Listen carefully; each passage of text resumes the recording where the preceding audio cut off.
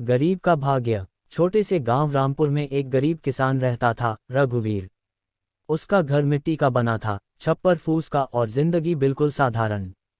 उसके पास 2 बीघा जमीन थी, जिसमें वह साल में मुश्किल से इतना अनाज उगा पाता कि अपने परिवार का पेट भर सके।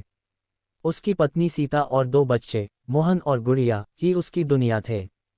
रघुवीर मेहनती था, लेकिन किस्मत जैसे उससे रूठी हुई थी। कभी फसल में कीड़े लग जाते, कभी बारिश समय पर नहीं होती। गांव वाले कहते, अरे रघुवीर, तेरा भाग्य ही खराब है, मेहनत से क्या होगा। रघुवीर हंस देता और कहता, भाग्य तो भगवान बनाता है, पर मैं अपना कर्म नहीं छोड़ूंगा। पहला मोड़, कठिनाइयों का पहाड़। एक साल गांव में भयानक सूखा पड़ा। तालाब सूख गए, खेत बंजर हो गए। जिनके पास पैसे थे, वे शहर चले गए या कुएं खोदवाने लगे। लेकिन रघुवीर के पास इतना धन कहाँ। उसकी जमीन फट गई, फसल जल गई, और अनाज खत्म हो गया। घर में भूख का आलम था। बच्चे रोते, सीता चुपचाप आंसू पोंछती, और रघुवीर हर सुबह खेत में जाकर सूखी मिट्टी को देखता। एक दिन उसने ठान लिया, मैं शहर जाऊंगा, मेहनत करूंगा, पैसा कमाऊंगा, और अपने बच्चों को भूखा नहीं रहने दूंगा। सीता ने आंखों में आंसू भरकर कहा, रघुवीर, शहर बड़ा निर्दयी होता है, वहां कौन तुझे काम देगा। रघुवीर ने मुस्कुराते हुए जवाब दिया, सीता, भाग्य मेरा चाहे जो भी हो, पर मैं हार नहीं मानूंगा। दूसरा मोड़, शहर की ठोकरें। रघुवीर शहर पहुंचा, लखनऊ। वहां ऊंची ऊंची इमारतें, चहल पहल और दौड़ भाग देख वह हैरान रह गया।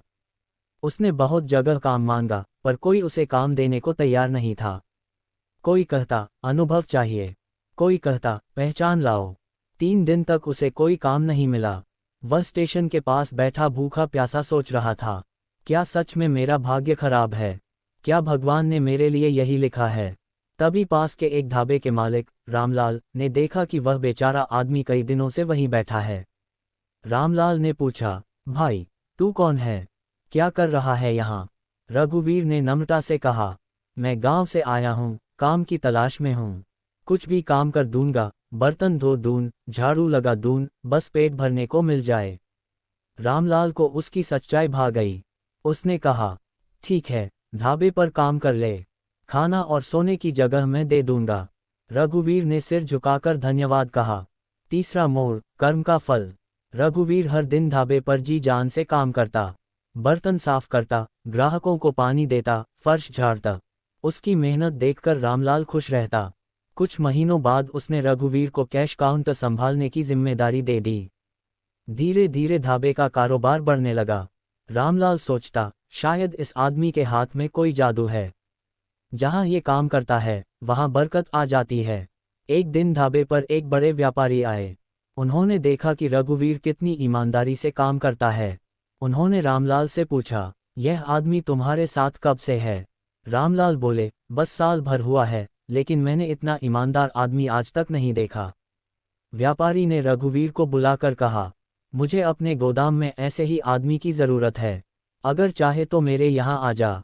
रघुवीर पहले झिझका, लेकिन रामलाल ने कहा, जा बेटा, भगवान ने तेरी मेहनत का फल दिया है, मैं खुश हूं कि तू आगे बढ़े। चौथा मोड़, भाग्य का दरवाज़ा खुलता है। रघुवीर अब गोदाम में काम करने लगा।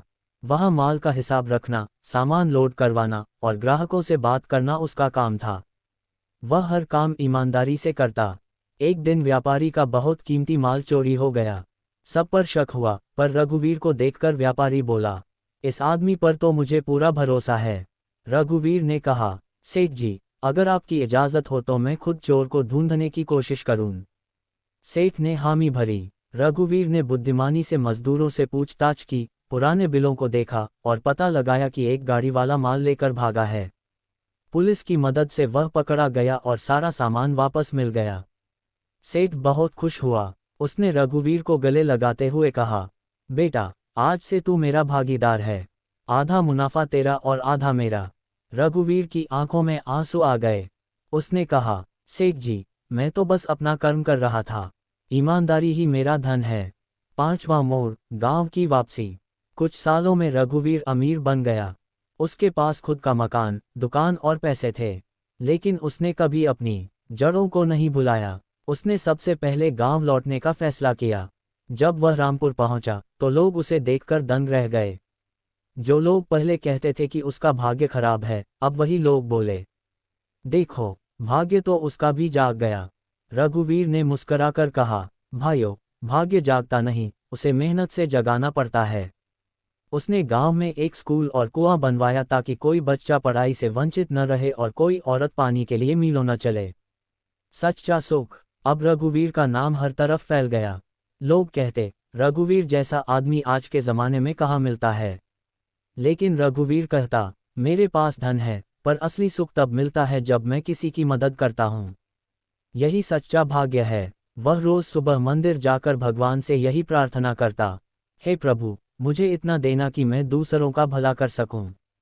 एक दिन उसके छोटे बेटे मोहन ने पूछा, बाबा, क्या अब हमारा भाग्य अच्छा हो गया? रघुवीर ने मुस्कराकर कहा, बेटा, भाग्य अच्छा या बुरा कुछ नहीं होता। भाग्य वही बनता है जो हम सोचते और करते हैं। अगर मन में सच्चाई, दिल में मेहनत और दूसरों के लिए करुणा है, तो भाग्य खुद झुक जाता है। रघुवीर की कहानी हमें ये सिखाती है कि भाग्य पर नहीं, कर्म पर भरोसा रखो। ईमानदारी और मेहनत का फल देर से सही, पर मिलता जरूर है। सच्चा भाग्य वही है, जब हम दूसरों के जीवन में उजाला लाएं।